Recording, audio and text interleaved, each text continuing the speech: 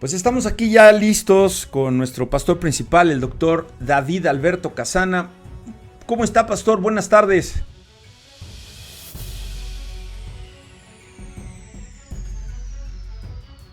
Ustedes, gracias, disculpen. Buenas tardes, todo muy bien y preparados para compartir con ustedes el tema de hoy que tiene que ver el conflicto palestino-israelí. Y estamos dispuestos en esta metodología que hemos conversado en su momento, en el sentido de que daré un alcance sucinto histórico. Segunda parte, la posición y la situación geopolítica. Y tercero, qué dice la Biblia referente a ello, y al final dejaremos un espacio para algunas preguntas si hubieren, por escrito o oral, tal como lo puedas manejar. Bueno, pues eso me parece muy bueno, así que el chat está abierto. Ya también se conectó nuestro hermano Leopoldo, la hermanita Violeta, mi suegrita Lupita. Así que es tiempo de que compartan ahorita este video porque tenemos una persona experta en estos temas. Así que bueno, pues vamos a ver y lo dejo, pastor. Muchas gracias. Bien, gracias. También antes de empezar quisiera dejar sentado de que esta conferencia o esta disertación no tiene derechos de autor, es libre, lo pueden reproducir, lo pueden multiplicar las veces que sea necesario, hágalo correr. Y por otro lado, al terminar, esto se va a pasar a YouTube para que quede un archivo permanente para que lo puedan distribuir. Esta transmisión es gracias a la Iglesia Evangélica Bautista Valientes a los Pies de Cristo, cito en el barrio populoso de Tejito, en la Ciudad de México, y su servidor también al frente de la Iglesia Bíblica Bautista Mahanaín, en Nezahualcóyotl, compartiendo este mensaje juntamente con el pastor Héctor Brum Velarde. Hoy es viernes 14 de mayo del año 2021, siendo las 12:12 del mediodía, damos esta transmisión por abierta. Aperturamos.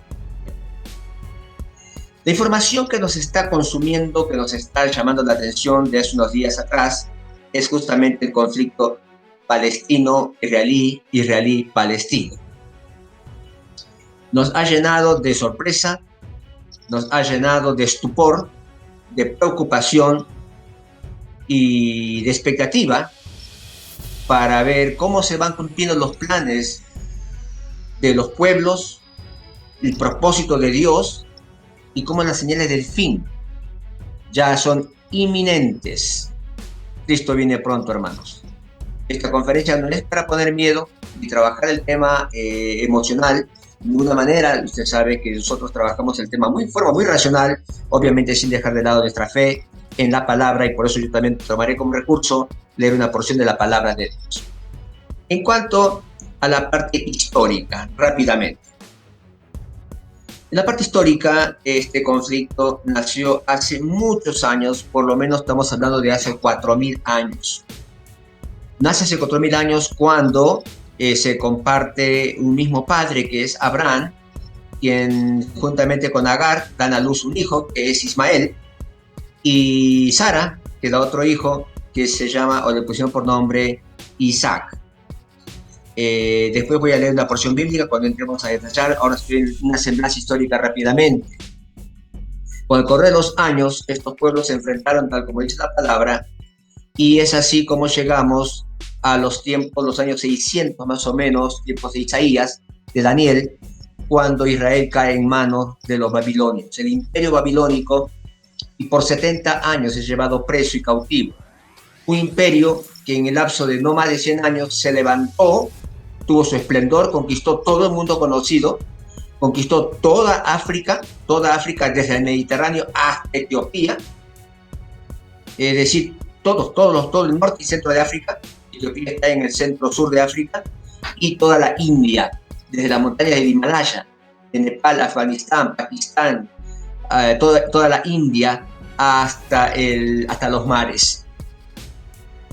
Bien, la expansión fue tan grande del imperio babilónico que obviamente cayó Israel por 70 años, y de ahí dejó de ser nación propiamente dicha.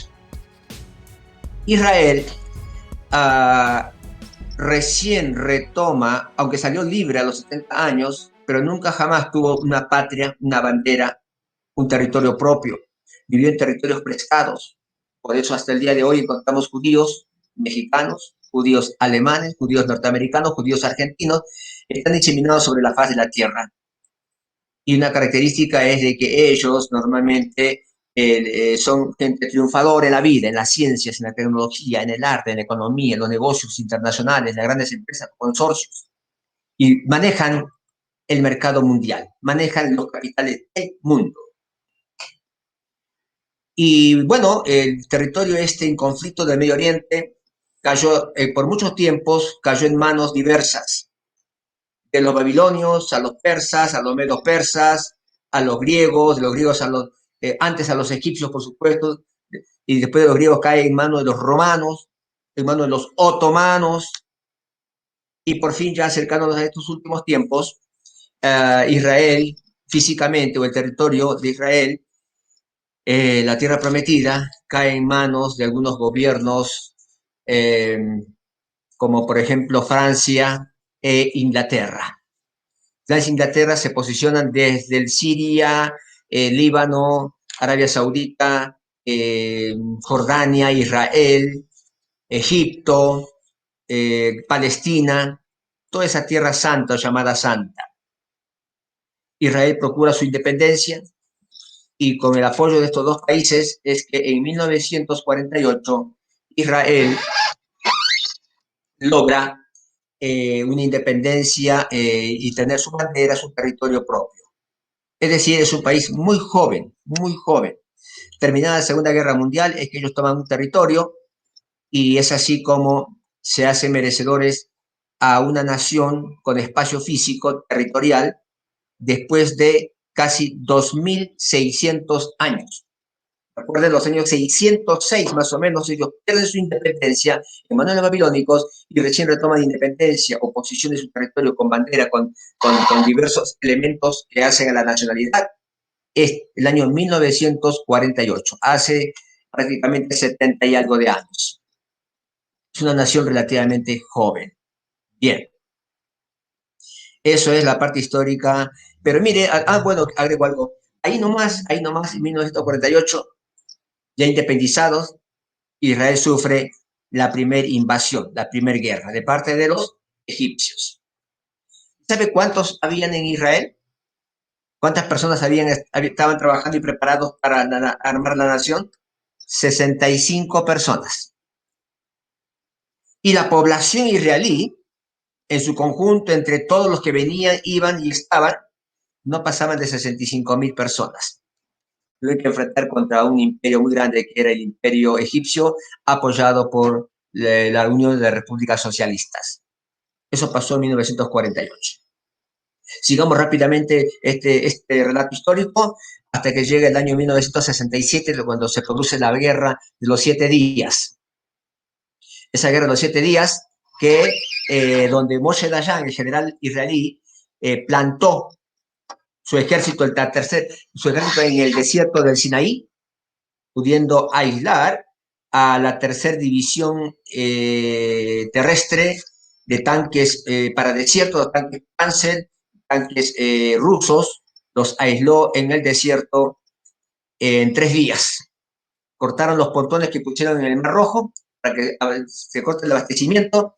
Además, la aviación israelí bombardeó los aviones egipcios, algo de 450 aviones egipcios que estaban plantados en puerto y aún no lograban salir.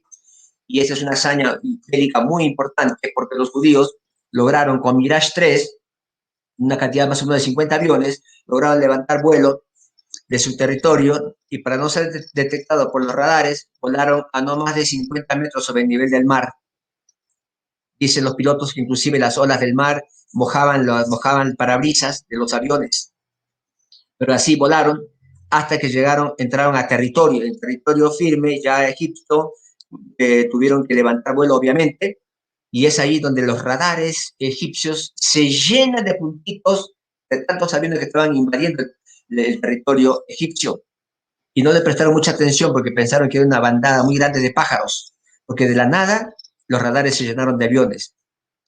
Y cuando ya los aviones estaban cerca de los cuarteles, bueno, logran dar la alarma, llegaron algunos aviones, pero la mayoría fueron inutilizados en el aeropuerto militar, inclusive con sus misiles y con sus bombas. Es así como Israel pudo destruir a la más grande aviación militar de los árabes de ese entonces, 1967. Se le llamó la guerra de los 7 días porque justamente en 7 días sucedió todo, desde el inicio de la guerra hasta la capitulación, y que después dirigió Jimmy Carter bueno, y otros más, capitulando en pacto que se llama el Camp David, donde se firmó la paz.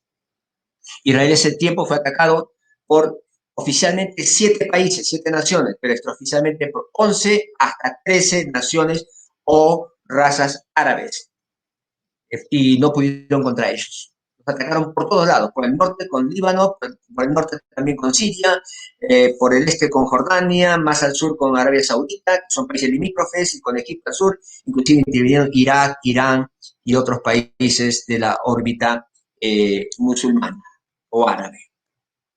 Tercer dato histórico, en 1973 se produce, los judíos tienen una fiesta que se llama el Yom Kippur. ¿Qué significa Yom Kippur? Traducido al español, fiesta del perdón. Y suelen estar, hacen encuentros, servicios, acción de gracias, y se suministran el perdón, y se condonan deudas, y se rompen pagarés, y se devuelven las hipotecas. La fiesta del perdón. Una fiesta muy importante que normalmente yo lo tengo más o menos conceptuado, que está entre el 2 y el 4 de octubre, el primer fin de semana de octubre normalmente. ¿Qué sucedió, hermanos, en esa fecha? El año 1973, aprovechando que era la fiesta de Yom Kippur, los árabes atacaron a Israel en plena fiesta, en pleno lamento, en plena acuerdo de perdón entre las naciones, entre las familias, perdón, y lograron repeler el ataque, pero tuvieron que negociar y perdieron mucho territorio en la mesa de negociaciones. Y llegamos, saltando muchas guerras pequeñas o embates guerrilleros, saltamos a este tiempo, esta semana.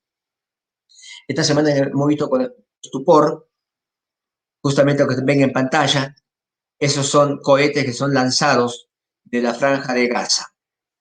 La franja es justamente eso, es una franja de Gaza, es como una cuchilla que está metido en el corazón de Israel, que es territorio palestino, de ahí el nombre palestino.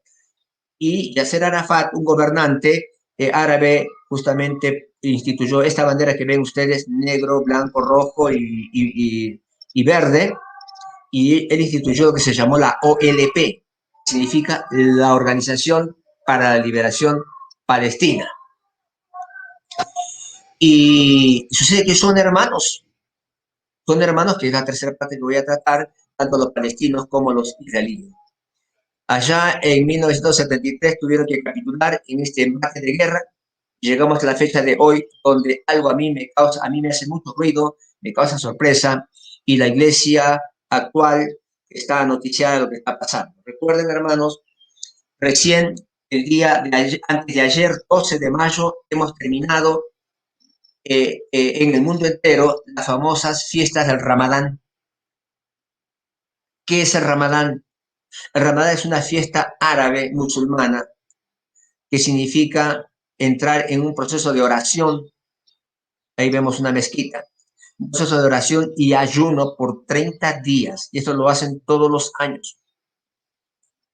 Y nunca jamás en la historia de los árabes, de los tiempos de Abraham, jamás los árabes, los hijos de Ismael, jamás quebraron sus fiestas de Ramadán. Es la primera vez histórica que en plena fiesta de Ramadán ellos hacen una insurgencia militar.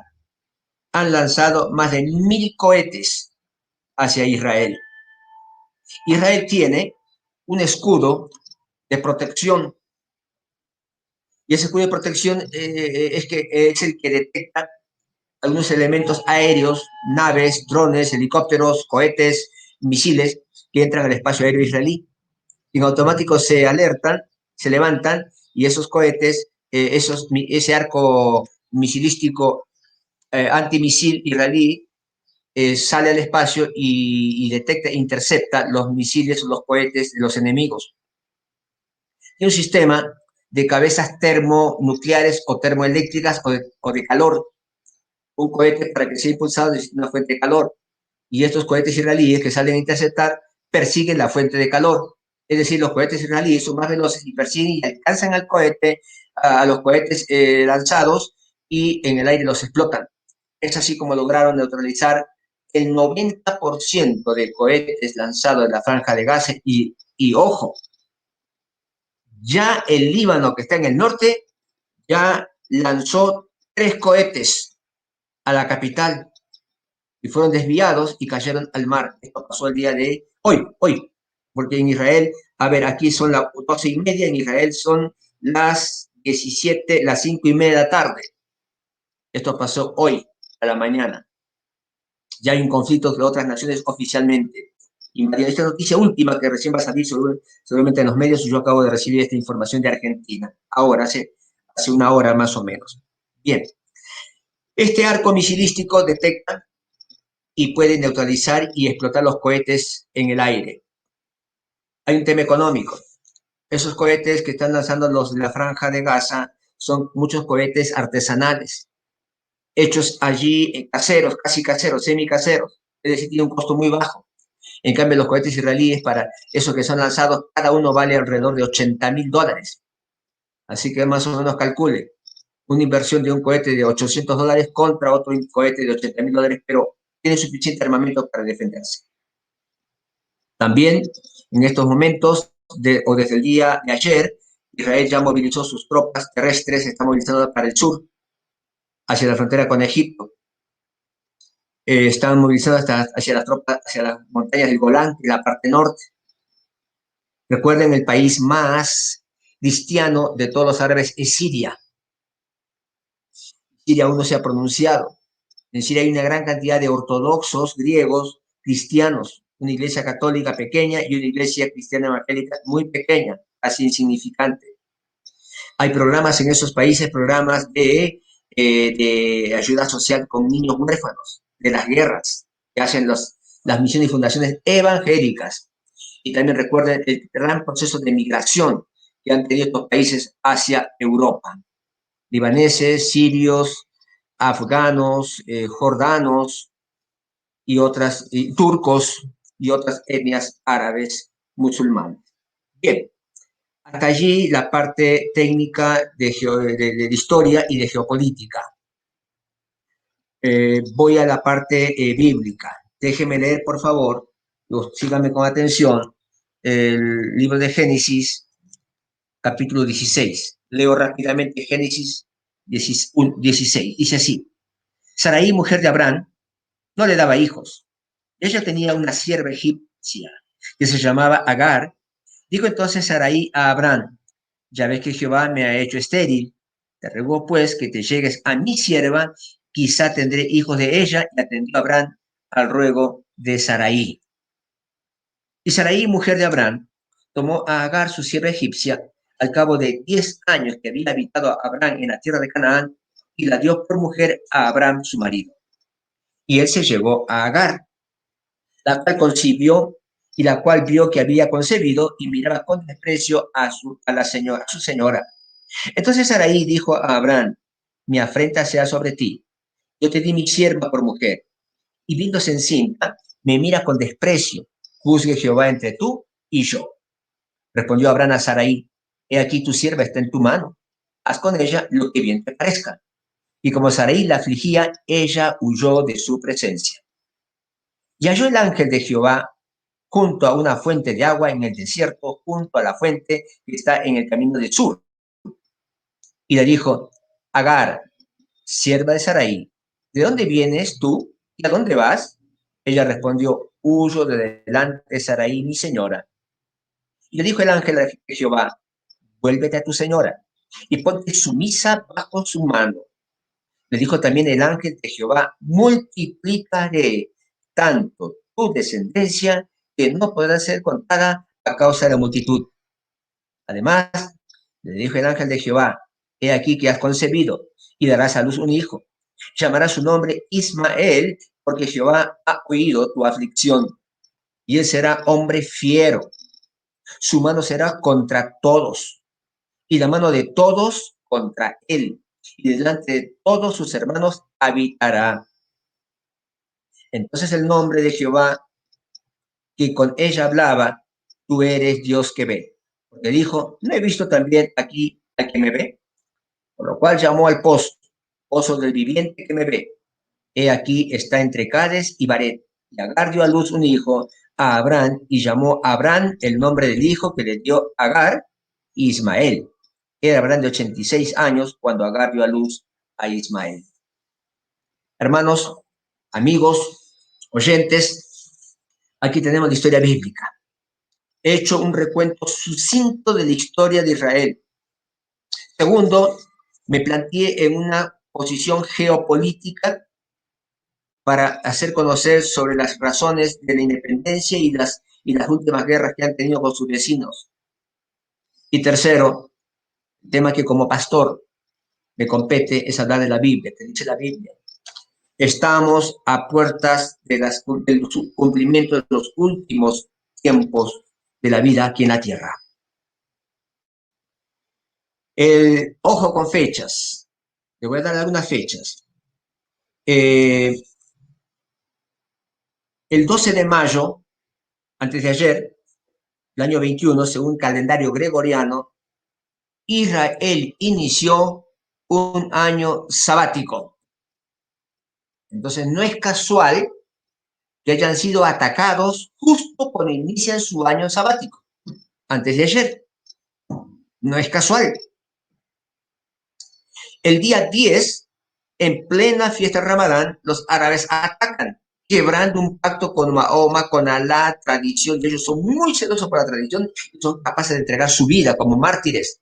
Ellos creen que autoinmolándose, o atentando o muriendo, ellos alcanzan la salvación o alcanzan ciertos niveles. Ellos tienen más de 300 niveles de santidad o de salvación.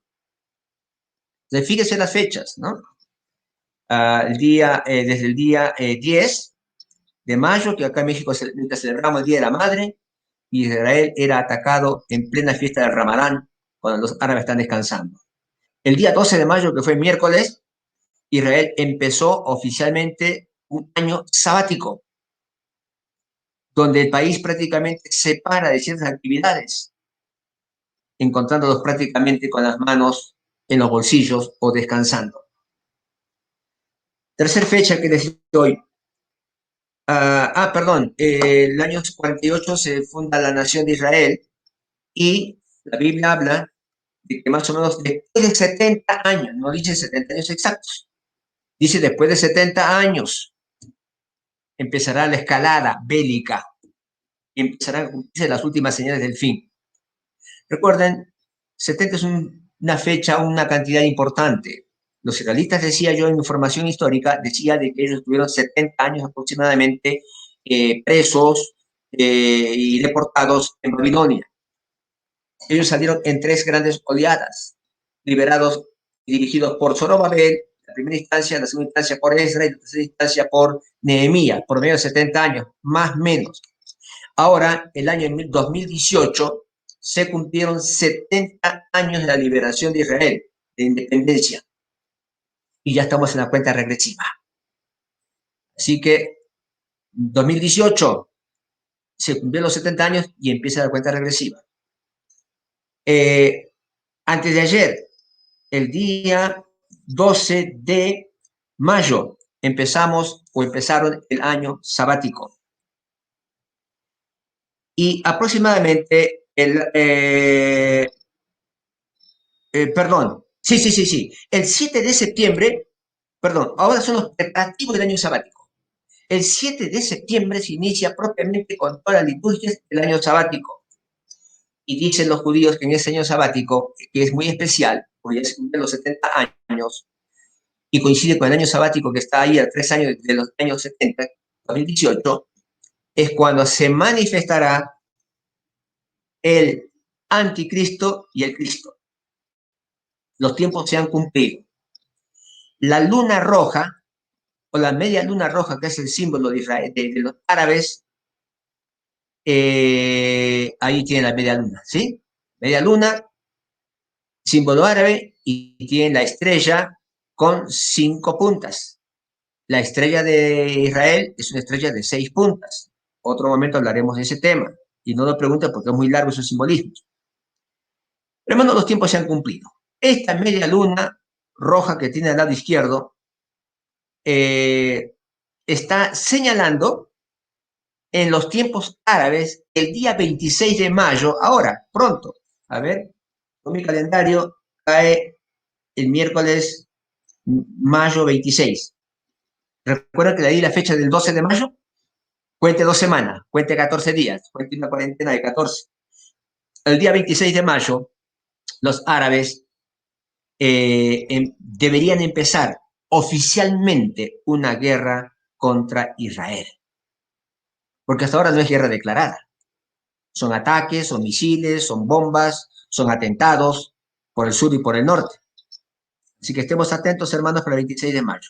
Posiblemente esa fecha sea la fecha en que se declare oficialmente la guerra de los árabes contra Israel, masivamente.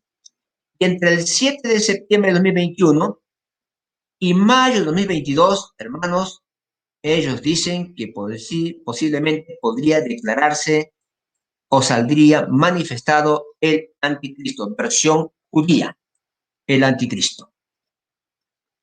Por supuesto, yo sé que ustedes ahí en su asiento ya están nerviosos, ya están mal, ya se les fue el apetito, se están comiendo las uñas. Pastor, qué tanta información, ya estamos en los tiempos finales, sí, mis hermanos.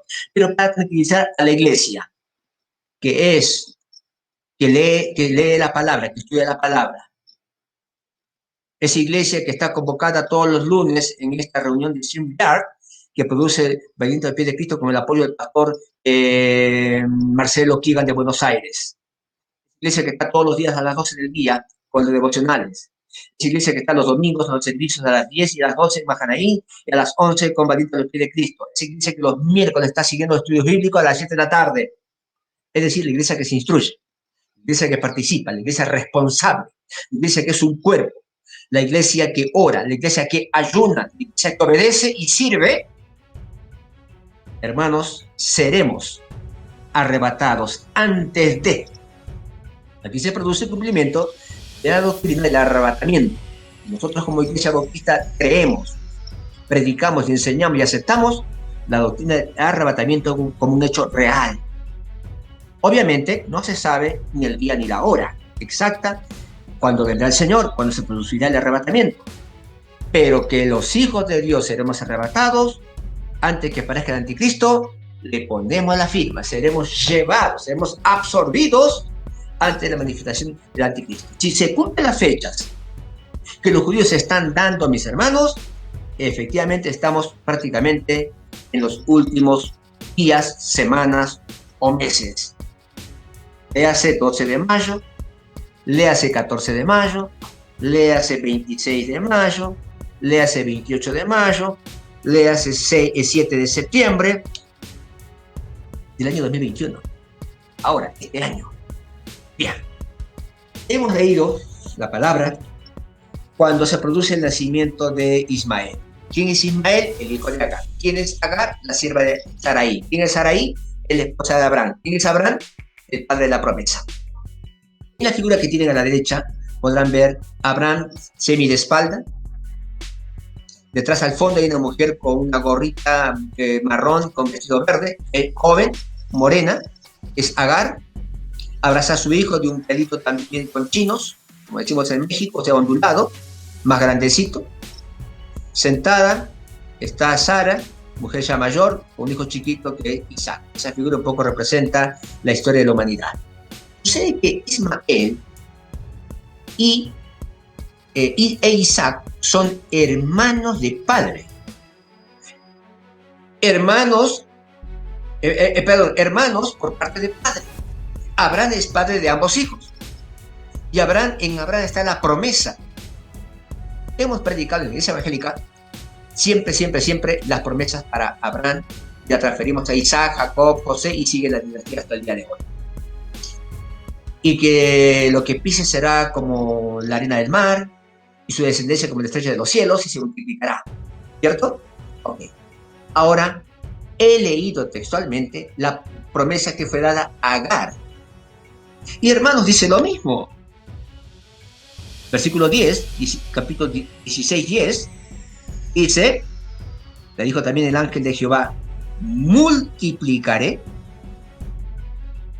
tu descendencia, que no podrá ser contada de la multitud. Y además el ángel de Jehová le dijo, he aquí que has concebido, darás a luz un hijo y llamarás su nombre Ismael, porque Jehová ha oído tu aflicción. Él será, ojo, las características, él será hombre fiero. Su mano será contra todos, y la mano de todos contra él. Y delante de todos sus hermanos habitará. ¿Qué hermanos? Los hijos de Isaac. ¿Quiénes son? Los israelitas. En medio de él habitará. Sí, señores.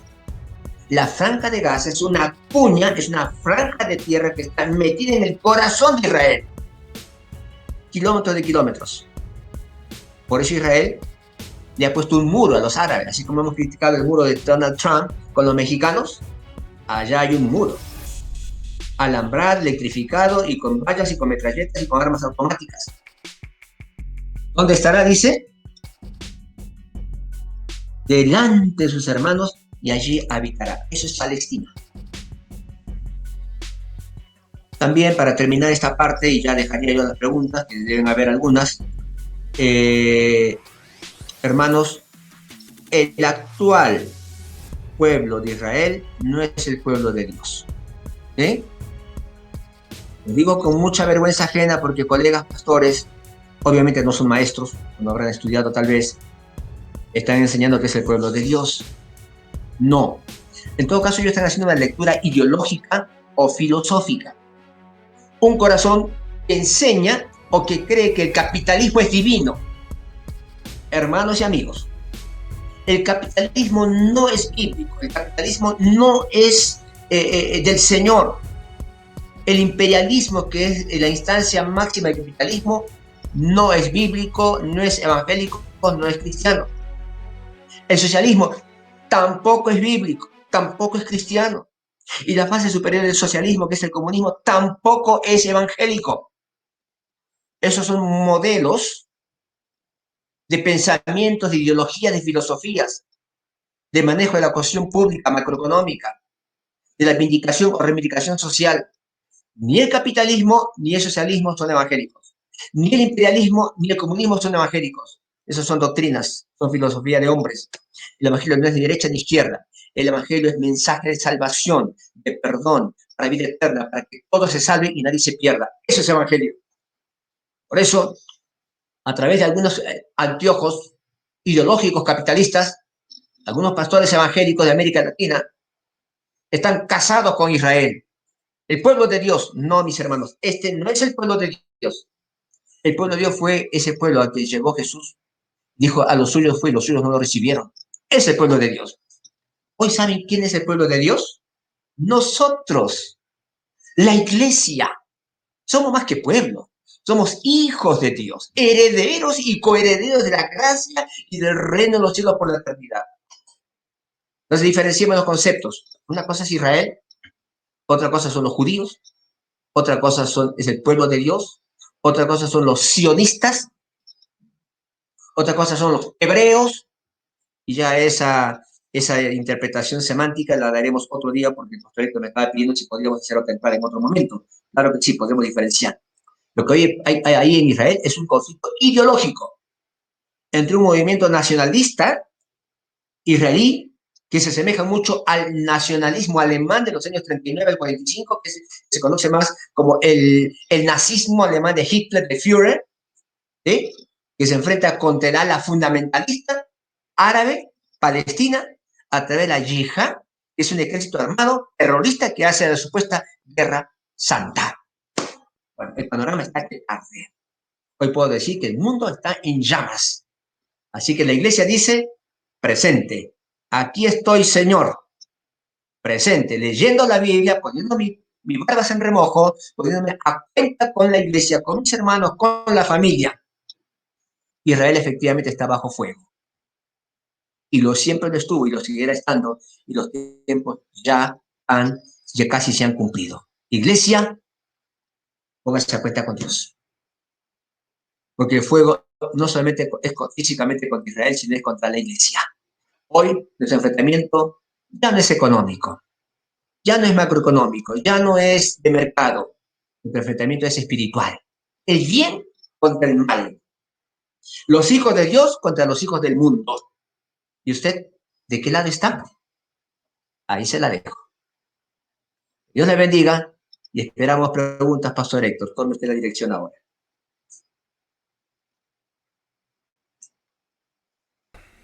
Muchas gracias, Pastor. Pues muy interesante y apenas una pincelada, ¿no? Apenas una pasadita con tanto material que hay y que bueno, pues se quedó en el tintero la cuestión apocalíptica, ¿no, Pastor? De cómo se vienen ya los tiempos, Sí, esa, cuando vi esa la hora, relación que hay. empezamos 12 y 12, son 12:45. Dije, no, no, no, salto a la parte apocalíptica para otro momento, porque eso es denso y nos prepararemos para otra entrada. Yo dije 10 minutos, Héctor, se nos fue No, media hora bueno, es así, no más que de nada. Pero no, no, bueno, no. nos hemos dejado guiar un poco por la pasión, pero también por la direccionalidad de Dios. Bueno, esto salió en una charla que ayer en la clase con los teólogos se me vino a la mente que es algo importante que hay que compartir con los hermanos, con la iglesia y esta eh, aclaración e información para muchos que dicen Israel, el pueblo de Dios y de cómo pues sí fue de dónde viene el pueblo de Dios y ahora esto que usted nos ha nutrido, pues le agradezco mucho, Pastor. Tenemos aquí algunas preguntas.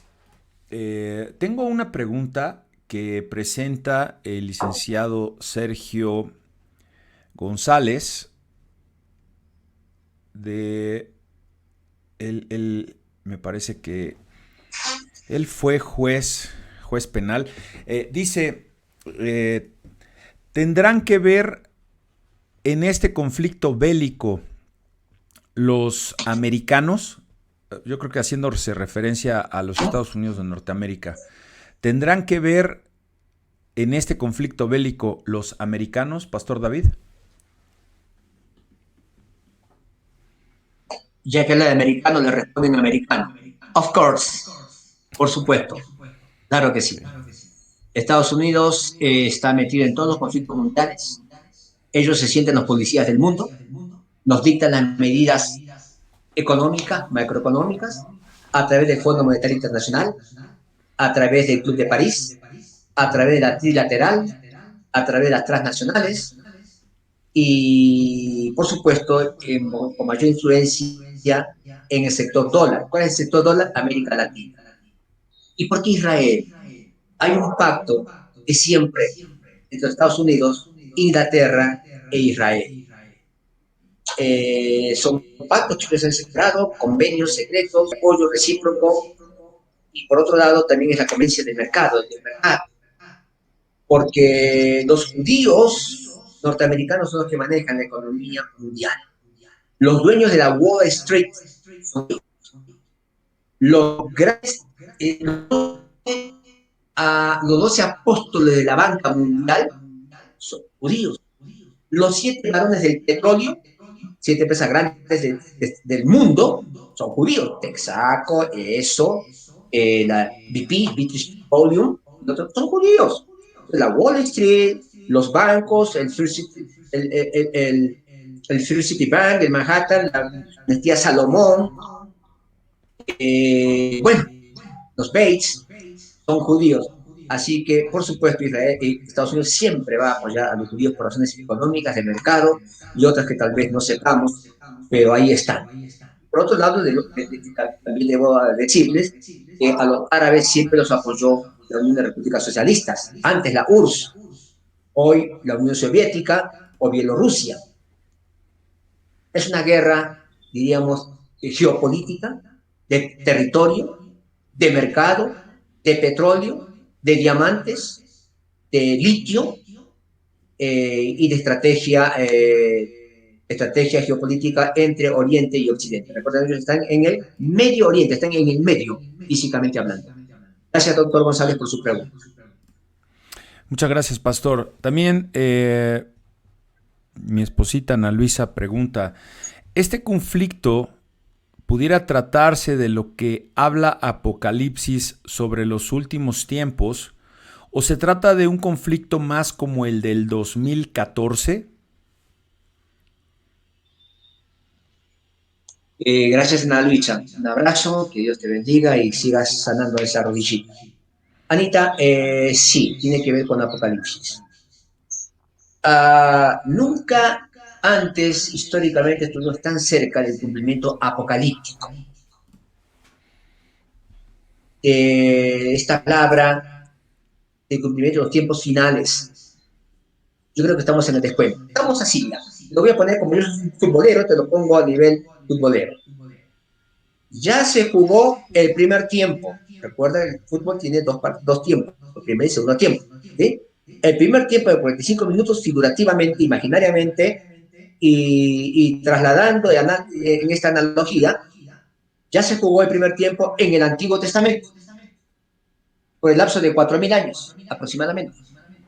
El segundo tiempo ya se jugó en el lapso, ahora, en el Nuevo Testamento, es decir, 2.000 años.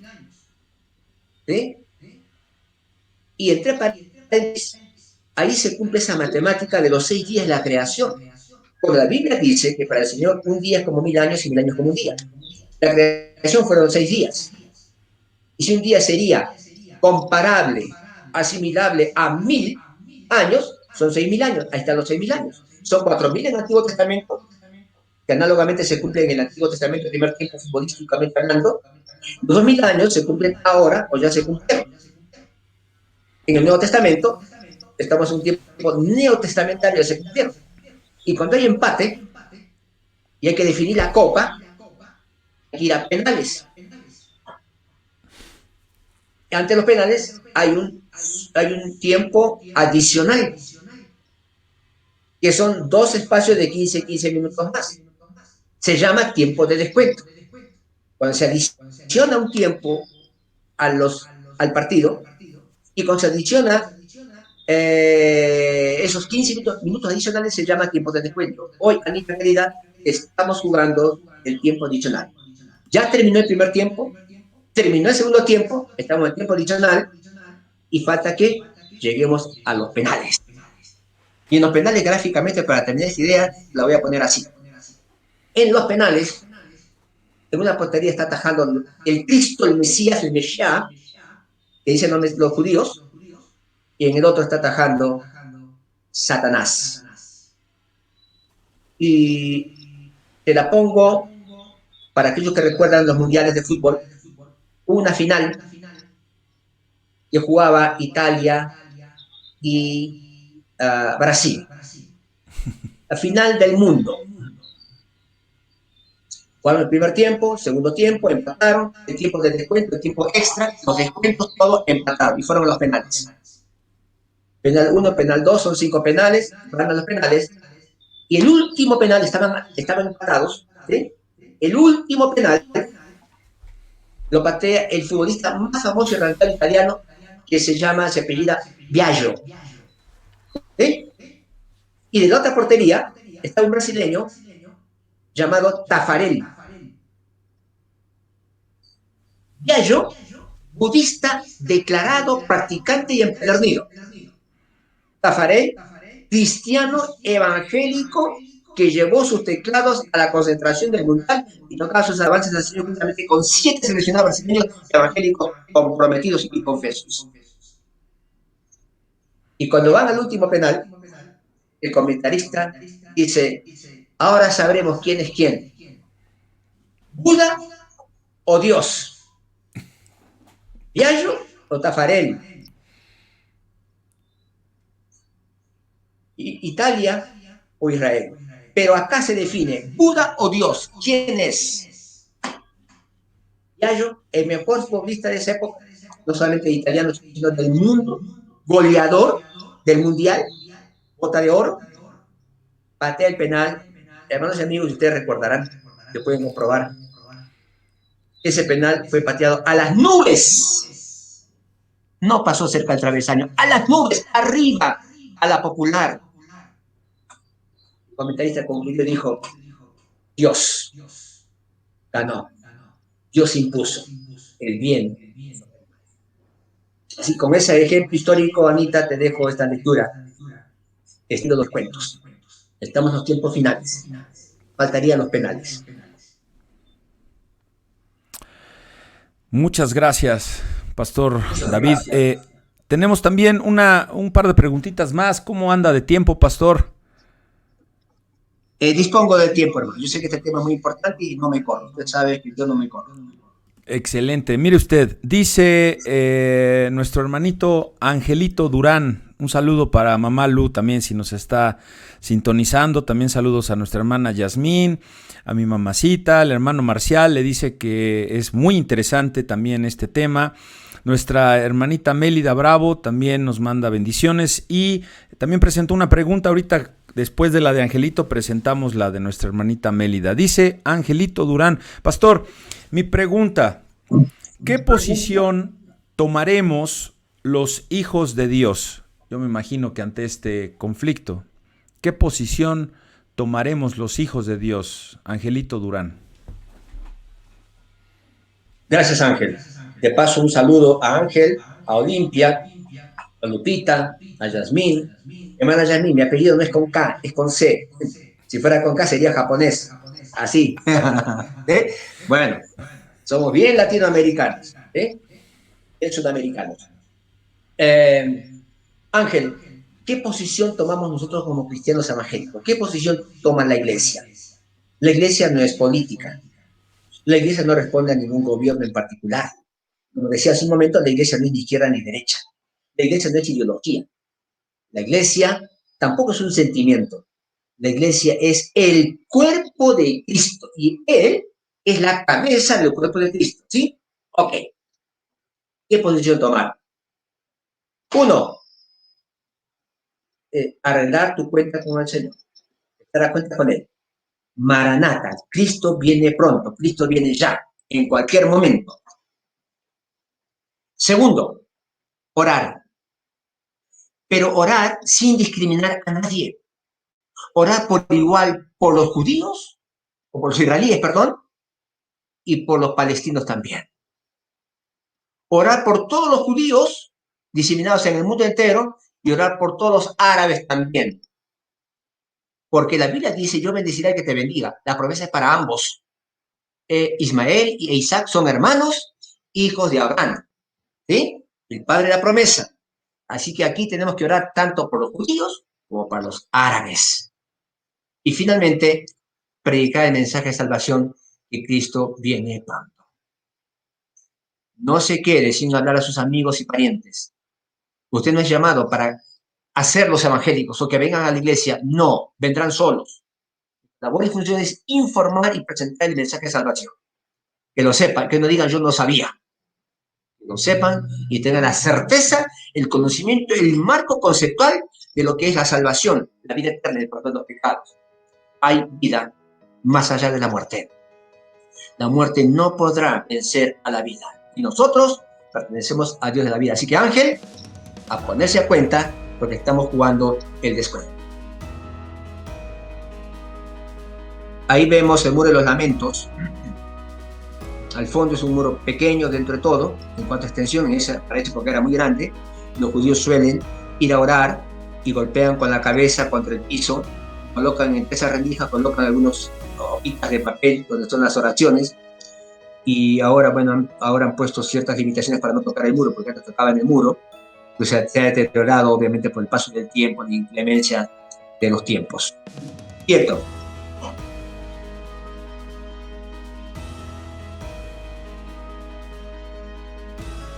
No tenés audio, Héctor.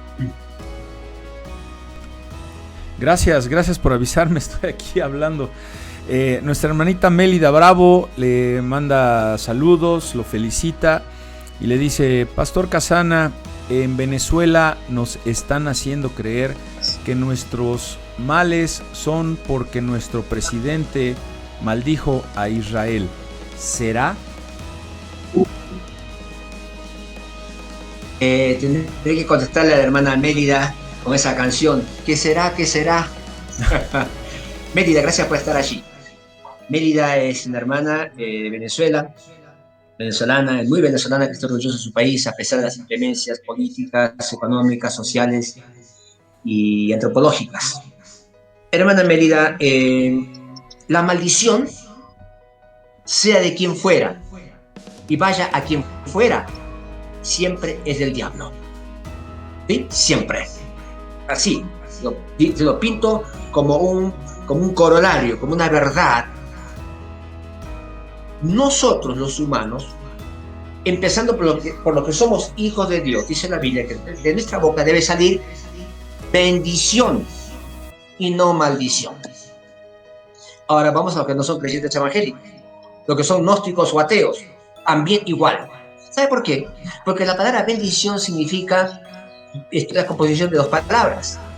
Bendición significa hablar bien, bien decir de las personas. Esto corre para creyentes y no creyentes. Maldición también viene de la conjunción de dos palabras.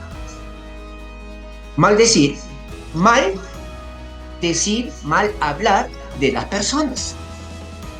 El señor Chávez maldijo a la nación de Israel, habló mal.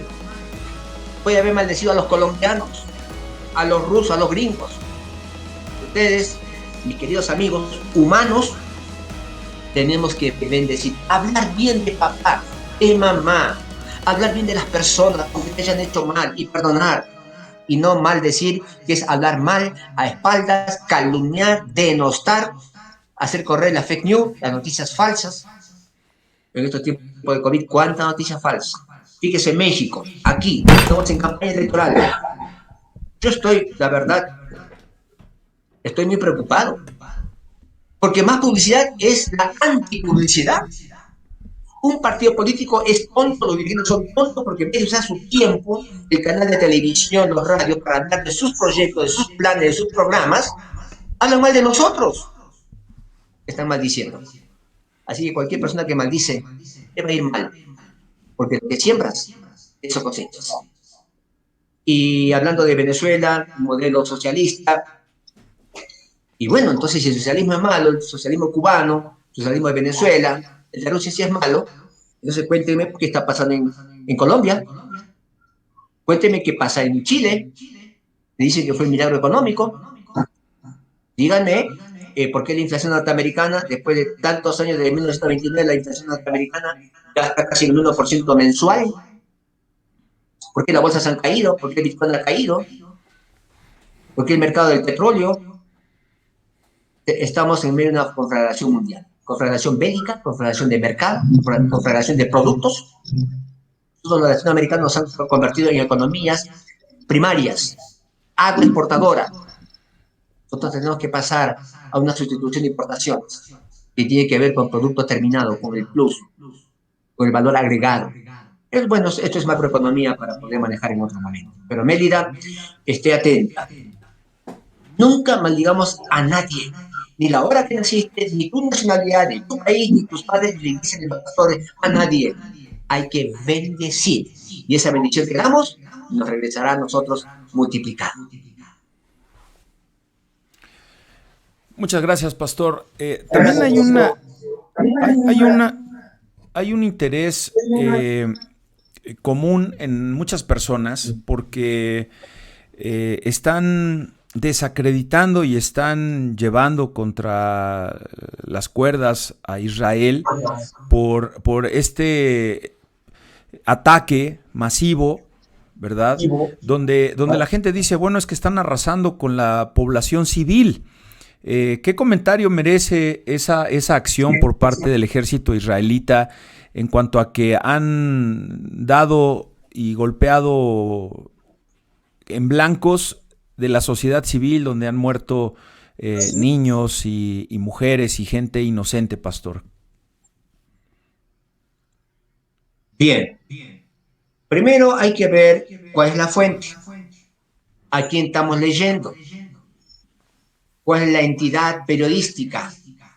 Si estoy recibiendo o leyendo un periodismo de información o de opinión, ¿con qué ojos ideológicos me están informando? ¿Y yo qué corazoncito tengo? Por lo que yo sé modestamente, y disculpen si no coincido con alguno de ustedes, pido perdón por adelantado, la dispensa por adelantado, a la luz de los hechos, lo que pude concebir, entender, no de este conflicto, sino desde que tengo mucha razón. Yo era chico, yo nací en 1955, así que el año 67 yo tenía 12 años, recién cumpliditos, y me comí toda la información de la guerra de los 7 días. Desde ese tiempo hasta ahora, mis hermanos, y si estudiamos cómo Israel pudo conquistar, recuperar los judíos Jerusalén, ellos entraron con bombas, no entraron haciendo explosiones, no destruyeron las paredes o los edificios que son hoy monumentos religiosos e históricos. Una lucha cuerpo a cuerpo, una lucha con sable, con cuchillos, con dagas, con hoces, cuerpo a cuerpo, para no destruir ese lugar santo. Israel siempre atacó focos precisos. Por ejemplo, no es casual que han dado los nombres que ellos han matado a 15 comandantes palestinos. Por supuesto, la Mossad ya los tiene identificados, los tiene ubicados, los tiene perseguidos, saben dónde viven, sus oficinas, sus búnkeres, y han matado a 15 comandantes palestinos. Los ataques de Israel siempre fueron focalizados, nunca a civiles, focalizados. Obviamente hay accidentes, obviamente hay cosas que uno no espera. A ver, por ejemplo, en la guerra anterior, ¿cómo es posible que los carros de guerra de 1973 venían con la bandera roja, la bandera de la Cruz Roja? Carros de guerra armados. Y en los hospitales no habían heridos. Era un búnker, por ejemplo, ¿no? Decir algo. Hay un video que está circulando que lo acaban de prohibir, me lo mandaron, yo lo vi y ya no está más en las redes, donde escúcheme bien, esto me mandó mi hermana ahora en la mañana, como a las 10 de la mañana, donde un árabe con una metralleta lanza una ráfaga al aire, ¿sí? Hace una media luna en el espacio con la metralleta, está con sus compañeros de armas que están adelante de él, está filmado, y después que hace la media luna con la metralleta, él dispara sobre sus compañeros de armas árabes y los mata.